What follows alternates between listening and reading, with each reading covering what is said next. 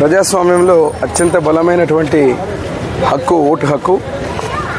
ఈరోజు ఎన్నికల సమరంలో ఓటుని ఇవ్వడం అనేది, ఓటు వేయడం అనేది ప్రతి ఒక్క పౌరుడి యొక్క హక్కు. ఇప్పుడే ఎమ్మిగనూరు నియోజకవర్గంలో ఎమ్మిగనూరులో నా ఓటు వేసి రావడం జరిగింది. ఇప్పటివరకు ఎమ్మిగనూరులో ప్రశాంతంగా జరుగుతోంది పోలింగు. ఓటింగ్ శాతం కూడా బాగానే పెరుగుతూ ఉంది. కొద్దిగా అక్కడక్కడ ఈవీఎంలు మొరాయించిన మాట వాస్తవమే. మళ్ళీ వెంటనే ఎలక్షన్ కమిషన్ ఏదైతే ఉందో ఆర్ఓ గారి దృష్టి తీసుకెళ్లిన వెంటనే సత్వరమే చర్యలు తీసుకోవడం జరిగింది.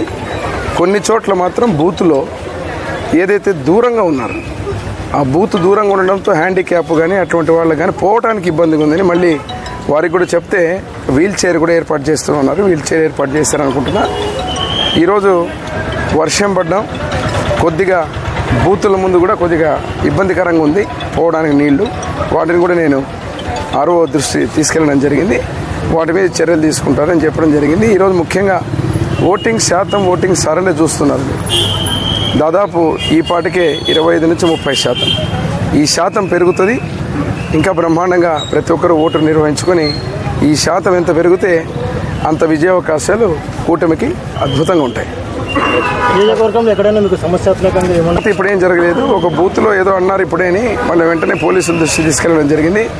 ఇటువంటి చర్యలు, అదే రకంగా ప్రచారాలు చేయడం.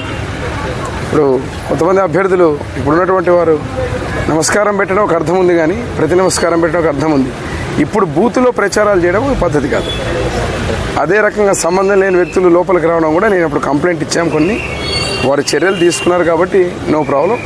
లేదు ఇటువంటి మళ్ళా కొనసాగిస్తే అక్కడ పోయి ప్రచారాలు చేయడం, వైసీపీ నాయకులు బూతుల్లో ప్రచారం చేయడం అనేది పద్ధతి కాదు. అది ఇన్ఫర్మేషన్ ఆర్ఓ కూడా చెప్పడం జరిగింది.